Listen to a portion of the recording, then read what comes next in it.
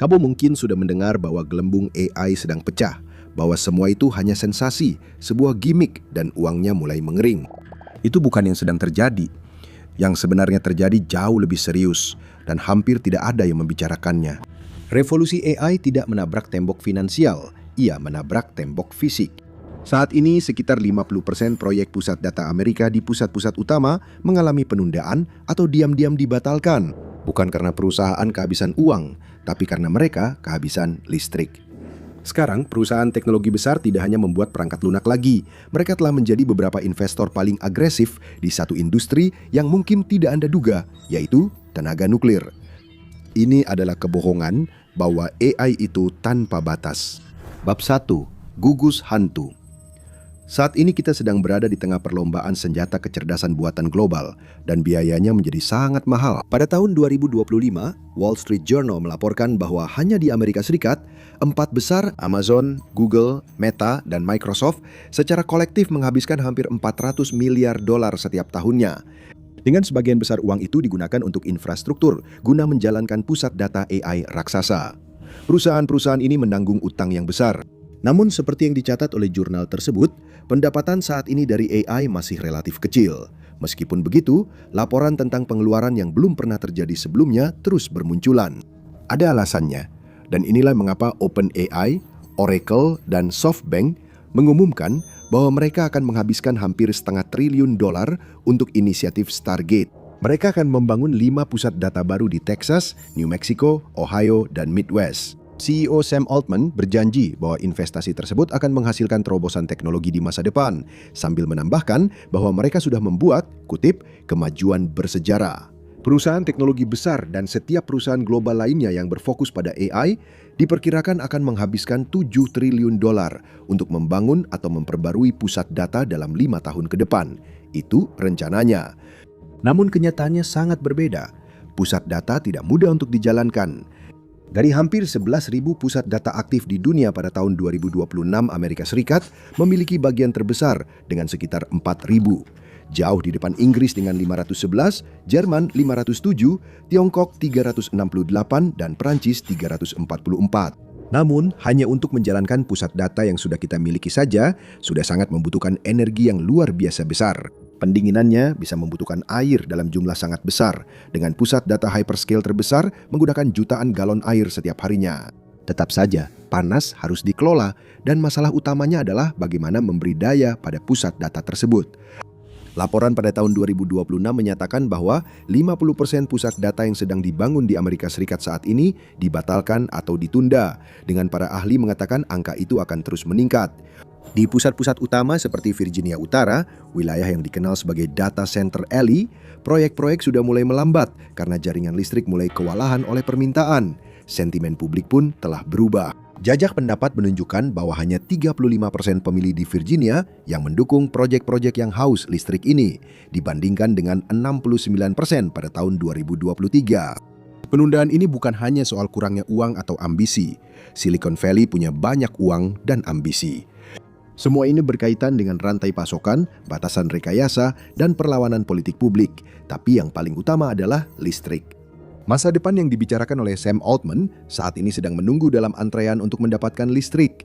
Saat ini Amerika menghadapi hambatan yang disebabkan oleh permintaan yang belum pernah terjadi sebelumnya. Begitu banyak proyek pusat data yang terjebak kemacetan menunggu untuk terhubung. Sebelum apapun bisa terhubung, perusahaan utilitas dan operator jaringan harus melakukan studi untuk melihat apakah jalur, gardu induk, dan transformator dapat menangani beban tambahan. Mereka harus menilai keandalan, mereka juga harus melihat dampak lingkungannya. Ini bisa memakan biaya jutaan dolar dan menyebabkan penantian selama bertahun-tahun. Ini tidak hanya memengaruhi perusahaan teknologi besar, ini juga memengaruhi Anda. Pusat data raksasa ini menghabiskan listrik dalam jumlah yang sangat besar. Ketika tagihan listrik mereka melonjak, biaya itu tidak begitu saja hilang. Biaya itu dibebankan kepada konsumen, kepada masyarakat. Dan ketika orang mulai melihat harga energi yang lebih tinggi, mereka akan menolak. Hal itu bisa mematikan ambisi siapapun yang ingin membangun pusat data. Dan bahkan jika proyek-proyek tersebut berhasil melewati semua rintangan itu, sistem fisik masih mungkin belum siap untuk dijalankan. Menurut Laboratorium Nasional Lawrence Berkeley, antrian ini mencapai sekitar 2.600 gigawatt kapasitas pembangkit dan penyimpanan yang diusulkan. Itu sekitar 2 kali lipat dari ukuran sistem tenaga listrik Amerika Serikat saat ini. Ini adalah penumpukan antrean yang besarnya setara dengan jaringan listrik itu sendiri. Jumlah daya yang dibutuhkan pusat data baru ini untuk tetap beroperasi sangatlah besar. Beberapa pusat data baru di AS Rikas akan menggunakan daya 50 hingga 100 kali lebih besar daripada yang dibutuhkan untuk menyalakan Empire State Building hanya untuk menjalankan dan mendinginkan server. Laporan menyebutkan bahwa pusat data terbesar yang saat ini sedang dibangun secara kolektif akan membutuhkan listrik sebanyak satu negara seperti Italia. Perusahaan teknologi besar ingin menghabiskan triliunan, tetapi krisis listrik menjadi hambatan. Ini adalah masalah yang tidak bisa mereka atasi hanya dengan pemrograman. Bab 2. Fisika dari gelembung ini. Rata-rata, satu permintaan ke ChatGPT menggunakan sekitar 10 kali lebih banyak energi dibandingkan pencarian di Google. Dengan kata lain, satu permintaan yang rumit bisa menggunakan listrik sebanyak menyalakan lampu LED selama 20 menit. Angka pastinya masih diperdebatkan dan tidak setiap permintaan itu sama, tapi skala penggunaannya seperti itu. Karena ChatGPT tidak hanya menangani ribuan permintaan, tapi miliaran, 2,5 miliar permintaan per hari, semuanya terakumulasi. Amerika Serikat saja mengalami sekitar 330 juta permintaan ChatGPT per hari pada tahun 2025. Itu baru permulaan. Laporan terbaru menyebutkan sekitar 1,1 miliar orang di seluruh dunia menggunakan AI, tapi jumlah itu terus bertambah dengan cepat. 56% orang Amerika menggunakannya dalam kehidupan sehari-hari mereka. Sekitar 60% guru di Amerika telah melaporkan pernah mencoba menggunakannya. 88% perusahaan global sekarang juga sudah mulai menggunakan AI. Para ahli mengatakan masih ada sekitar 5 miliar orang di seluruh dunia yang belum menggunakannya, tapi tingkat adopsinya meningkat dengan cepat. Dalam 5-10 tahun ke depan, kita bisa berharap banyak dari 5 miliar orang itu akan menjadi pengguna tetap. Jadi, seiring semakin banyak orang mulai mencoba menggunakannya, dunia akan membutuhkan jauh lebih banyak energi. Analis riset Goldman Sachs memperkirakan bahwa permintaan listrik pusat data global akan tumbuh sebesar 160% pada tahun 2030. Itu setara dengan menambahkan satu Jerman lagi ke jaringan energi global hanya dalam 6 tahun. Pusat data saat ini sudah mengonsumsi sekitar 1 hingga 2% dari listrik dunia. Jika para ahli benar, angkanya akan menjadi sekitar 3 hingga 4% pada akhir dekade ini. Dari mana semua tambahan listrik ini akan berasal? Hanya pada tahun 2023 saja, permohonan baru untuk interkoneksi melonjak sekitar 30%. Data menunjukkan bahwa hampir 95% kapasitas yang diminta berasal dari tenaga surya, angin, dan penyimpanan baterai. Tapi inilah masalahnya, energi terbarukan tidak konstan. Angin melambat, matahari menghilang. Bahkan di wilayah tenaga surya terbaik di Amerika Serikat, Anda hanya mendapatkan sekitar 3.500 hingga 4.000 jam sinar matahari yang dapat digunakan dalam setahun. Itu dari total hampir 8.800 jam, kurang dari setengah waktu. Dengan kata lain, tenaga surya dan angin tidak akan cukup untuk mendukung revolusi AI. Perusahaan-perusahaan sekarang saling berebut mendapatkan daya listrik sebanyak mungkin, dan siapapun yang menguasai daya listrik akan menguasai masa depan AI. Bab 3. Pembersihan besar AI. Keterlambatan di pusat data tampak seperti kegagalan infrastruktur, tetapi mereka juga mungkin sedang menciptakan sesuatu yang sama sekali berbeda, yaitu kelangkaan. Dan kelangkaan bagi perusahaan-perusahaan yang punya banyak uang tidak selalu menjadi masalah, justru bisa menjadi keuntungan nyata. Perusahaan teknologi terbesar sudah mulai membuat kesepakatan dengan perusahaan energi. Meta, Google, Amazon, Microsoft telah menandatangani kesepakatan dengan perusahaan utilitas di seluruh Amerika Serikat. Mereka akan mendapatkan pasokan listrik mereka. Para pemain kecil tidak akan mendapatkannya. Startup yang didukung modal Ventura mungkin bisa mengumpulkan dana dan menjanjikan disrupsi besar-besaran di pasar. Tapi mereka tidak akan bisa bersaing untuk mendapatkan energi. Mereka harus bergantung pada perusahaan teknologi besar untuk menyewa dan mendapatkan daya komputasi. Itu bisa berarti setiap kekurangan GPU, setiap penundaan pasokan listrik, setiap kenaikan harga akan menimpa mereka terlebih dahulu. Dan model-model tercanggih mungkin menjadi sangat mahal atau aksesnya sangat terbatas. Perusahaan teknologi terbesar akan menentukan siapa yang mendapat akses terlebih dahulu, siapa yang mendapat daya komputasi terbanyak, dan siapa yang mendapat versi terbaik. Sementara itu, pasar itu sendiri sedang berubah. Para investor mulai kehilangan minat pada chatbot generik yang menulis puisi dan mengarang-ngarang sejarah. Modal bergerak menuju AI khusus yang dapat menulis kode, mengoptimalkan logistik, mendeteksi penipuan, melakukan analisis medis, dan yang terpenting, meningkatkan margin keuntungan. Namun tidak semua orang akan menerima perlakuan yang sama dan beberapa mungkin akan dibiarkan menunggu. Negara-negara memiliki undang-undang persaingan usaha, tetapi para penjaga gerbang teknologi saat mereka mengkonsolidasikan kekuasaan atas AI mungkin bergerak lebih cepat daripada hukum yang bisa mengimbanginya. Sebuah startup khusus mungkin tidak akan pernah benar-benar bisa bersaing jika aksesnya ditolak. Dalam demam emas, kekayaan bukan didapatkan oleh para penambang, tetapi oleh mereka yang menguasai alat dan lahannya. Kali ini bukan hanya alatnya saja, tapi juga listrik yang menggerakkannya. Selama bertahun-tahun, orang-orang khawatir tentang kebangkitan mesin, AI yang lepas kendali dan mengakhiri dunia. Tapi itu semua hanya fiksi ilmiah. Bahaya sebenarnya adalah segelintir kekuatan monopoli yang menguasai semua infrastruktur kunci. Tapi untuk menjamin monopoli mereka, perusahaan teknologi besar tahu mereka tidak bisa hanya mengandalkan infrastruktur publik. Jadi mereka berencana untuk lepas dari jaringan listrik umum. Bab 4. Peralihan ke nuklir. Selama beberapa dekade, perusahaan teknologi menyewa listrik dari jaringan seperti yang lain. Sekarang itu sedang berubah. Saat ini, beberapa perusahaan terbesar dengan cadangan uang yang tampaknya tak terbatas mulai terjun ke bisnis pengadaan aset energi mereka sendiri.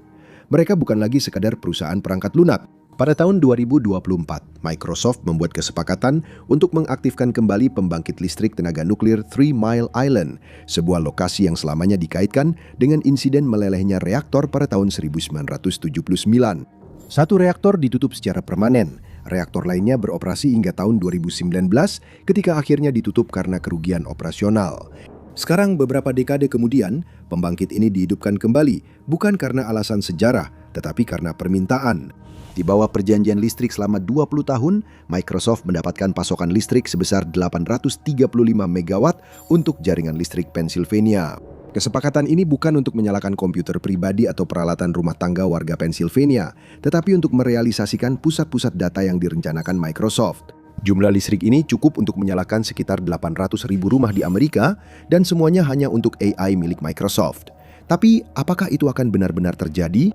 Pertama-tama, dalam sejarah Amerika, belum pernah ada pembangkit listrik tenaga nuklir yang benar-benar ditutup lalu dihidupkan kembali. Para ahli mengatakan bahwa agar rencana Microsoft bisa terwujud, akan ada banyak rintangan regulasi yang harus dilalui. Semua izin masih dalam proses dan mungkin saja tidak pernah keluar, meskipun pemilik pembangkit Konstelasi Energi sedang berusaha mempercepat prosesnya. Tenaga nuklir cenderung membuat orang merasa tidak nyaman. Bahkan jika pembangkit itu mendapatkan kesempatan kedua untuk beroperasi, belum jelas apakah bisa diintegrasikan kembali ke jaringan listrik.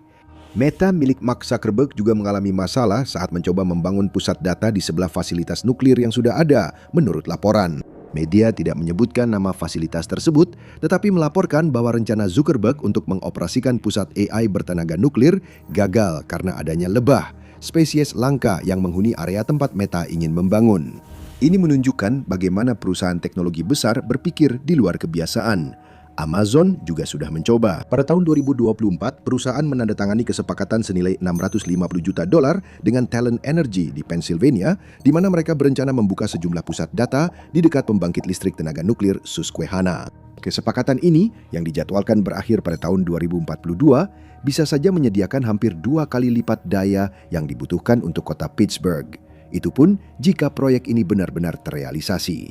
Pada tahun 2024, Komisi Regulasi Energi Federal, Federal Energy Regulatory Commission, memblokir Amazon untuk mengambil listrik langsung dari pembangkit nuklir guna memasok salah satu pusat data hyperscale miliknya. Alasannya, mengalihkan daya sebesar itu meningkatkan risiko pemadaman listrik bagi komunitas yang sudah bergantung pada pasokan nuklir yang sama. Dan bahkan jika lampu tetap menyala, ada konsekuensi lain, tagihan yang lebih tinggi. Para regulator tetap bersikukuh. Amazon kemudian meminta sidang ulang dan hasilnya tetap sama.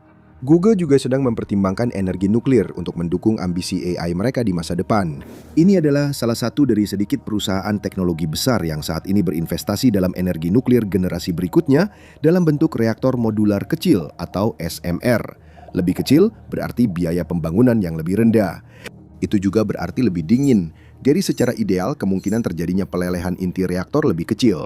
Perusahaan berharap pusat data tersebut sudah bisa beroperasi pada tahun 2030. Tapi jauh sebelum lampu hijau menyala, Google harus mendapatkan persetujuan dari Komisi Regulasi Nuklir Amerika Serikat atau NRC. Dan itu tidak akan mudah. Seperti yang ditulis oleh salah satu analis, jalan menuju kelayakan komersial penuh dengan ketidakpastian. Desain SMR belum terbukti dalam skala besar dan hambatan regulasi membuat standarnya sangat tinggi. Dengan SMR, tidak ada jalan mudah ke depan. Namun ada kemauan politik dan itu penting. Pemerintahan saat ini telah memberikan lampu hijau dan mengatakan bahwa mereka ingin reaktor kecil ini berfungsi pada tahun 2030. Tidak ada SMR komersial baru yang sudah beroperasi di Amerika Serikat, tetapi Tiongkok dan Rusia sudah memiliki contoh yang berfungsi. Dalam hal perlombaan AI global, ini bukan kabar baik untuk Paman Sam. Tapi bahkan jika perusahaan teknologi mendapatkan apa yang mereka inginkan, SMR tidak akan menyelesaikan semua kebutuhan daya AI sendirian. Mereka akan mengubah medan permainan, tapi mereka bukan solusi ajaib. Mereka juga akan mengubah sesuatu yang lain. Bagaimana kita, masyarakat, memandang hakikat dari sebuah perusahaan teknologi itu sendiri? Mereka tidak lagi hanya membuat produk untuk membantu Anda lebih produktif di tempat kerja dan mencari tempat makan malam yang enak. Mereka secara aktif berusaha menjadi pemain dalam infrastruktur penting di Amerika Serikat. Dan begitu mereka memiliki kekuatan seperti itu, mereka tidak akan melepaskannya. Bab 5, Cloud Berdaulat. Raksasa teknologi tidak hanya membeli ruang yang sudah ada di papan monopoli, mereka juga menciptakan ruang baru untuk diri mereka sendiri. Tapi tidak semua negara di dunia akan memiliki tenaga nuklir. Mereka tidak semuanya memiliki sumber daya yang melimpah atau jaringan listrik yang mampu mendukung infrastruktur AI skala besar. Jadi jika negara-negara ingin tetap kompetitif secara teknologi, banyak yang mungkin akan bergantung pada platform cloud dan kapasitas komputasi yang dikendalikan oleh perusahaan asing. Apa artinya itu? Itu berarti kekuasaan politik. Ketergantungan negara-negara pada perusahaan swasta itu bisa mengubah dinamika kekuasaan global secara mendalam. Pengaruh tidak lagi hanya berada di tangan pemerintah, militer, atau bank sentral, tetapi juga di tangan korporasi yang mengendalikan kontrak energi dan sistem digital yang dibutuhkan ekonomi modern agar tetap berjalan. Bisnis yang dimulai di ruang bawah tanah seseorang atau garasi di Silicon Valley kini menjadi sekuat negara berdaulat. Kekuatan infrastruktur swasta memiliki kemampuan untuk membentuk pasar, kebijakan, dan memegang kunci akses terhadap alat-alat yang dibutuhkan untuk menjadi ekonomi modern. CEO dari Microsoft, Tesla, Amazon, Google, Meta, dan lainnya kini menjadi tamu tetap di Gedung Putih. Mereka dimintai pendapat tentang kebijakan AI, keamanan siber, persaingan, sensor, keamanan nasional, dan strategi ekonomi. Pada masa-masa sebelumnya dalam sejarah, kekuatan tersembunyi dan tangan-tangan tak terlihatnya sering dikaitkan dengan badan intelijen, taipan media, para finansier bayangan, atau kontraktor pertahanan dari kompleks industri militer. Saat ini perusahaan teknologi besar bisa ditambahkan ke dalam daftar tersebut. Seperti yang dikatakan Carnegie Europe pada tahun 2025, para raksasa teknologi miliarder sekarang, kutip, menyaingi negara-negara dalam pengaruhnya terhadap pembentukan aturan tatanan digital global. Teknologi mereka dan kecerdasan buatan yang semakin berkembang menentukan bagaimana kita berkomunikasi, bagaimana kita saling berdagang. Seperti yang ditunjukkan oleh perdebatan terbaru tentang semua penggunaan yang sah antara Anthropic dan pemerintah Amerika Serikat, mereka juga memainkan peran besar dalam bagaimana kita berperang. Para realis politik sering menulis bahwa keseimbangan kekuatan global sangat bergantung pada ukuran ekonomi dan militernya. Nah, sekarang kita juga bisa menambahkan ukuran pusat data ke dalam persamaan itu. Dalam beberapa tahun ke depan, kekuatan nyata mungkin tidak hanya dimiliki oleh mereka yang memerintah negara, tetapi juga oleh mereka yang memiliki listrik dan kekuatan komputasi di balik kecerdasan buatan. Beberapa perusahaan terbesar tidak hanya lebih kaya dari banyak negara kecil. Di masa depan, mereka mungkin juga akan memiliki lebih banyak pengaruh terhadap bagaimana dunia dijalankan. Bagi beberapa kritikus, itu adalah kekhawatiran besar. Bab 6. Revolusi sebenarnya. Kekuatan nyata dari AI tidak seperti yang tampak sekilas. Produk yang membuat video deepfake mendalam dari seorang bintang pop atau menghasilkan video Amerika Serikat menyatakan perang terhadap Inggris. Tidak, kekuatannya ada pada proses-proses yang tidak Anda lihat. Pelumas yang akan meminyaki roda dan gear ekonomi global di masa depan. Dan itu sebagian besar terjadi di balik layar, menerima sangat sedikit pengakuan atas kejeniusannya, yaitu sistem AI agent untuk tugas-tugas kompleks yang digunakan oleh perusahaan B2B. Fokus sekarang adalah pada orkestrasi multi-agent, di mana tim agent AI yang bekerja sama dapat menangani apa saja, mulai dari alur kerja hingga manajemen risiko keuangan. Sistem-sistem ini tidak hanya menjawab pertanyaan, mereka juga berkolaborasi dengan staf dan mengoptimalkan prosedur di setiap langkahnya. Laporan terbaru menyebutkan bahwa yang paling efektif dapat meningkatkan efisiensi hingga 30% sampai 50%. Ketika ada sesuatu yang rusak, mereka menandainya. Dan saat itulah pengawas manusia turun tangan. Tujuannya adalah menghemat waktu dan uang dalam skala yang mengubah seluruh industri. Coba pikirkan tentang logistik global. Beberapa perusahaan logistik terbesar bisa kehilangan banyak uang akibat keterlambatan dan terkosong. Jika AI memangkas pemborosan hanya 2%, itu tetap bisa bernilai miliaran. Buktinya, laporan terbaru mengatakan bahwa pasar AI di bidang logistik mencapai 12 miliar dolar pada tahun 2026, naik dari 8,2 miliar pada tahun 2024. Alasannya adalah otomatisasi. Bukan menggantikan orang-orang di gudang dengan robot cerdas, tetapi menambahkan lapisan AI ke dalam operasi yang membuat banyak proses menjadi lebih efisien. Laporan industri mengatakan bahwa hanya dalam 2 tahun, AI telah mengurangi biaya operasional sebesar 20 hingga 30%. Penemuan obat dan bioteknologi juga diperkirakan akan mengalami keuntungan besar dari AI.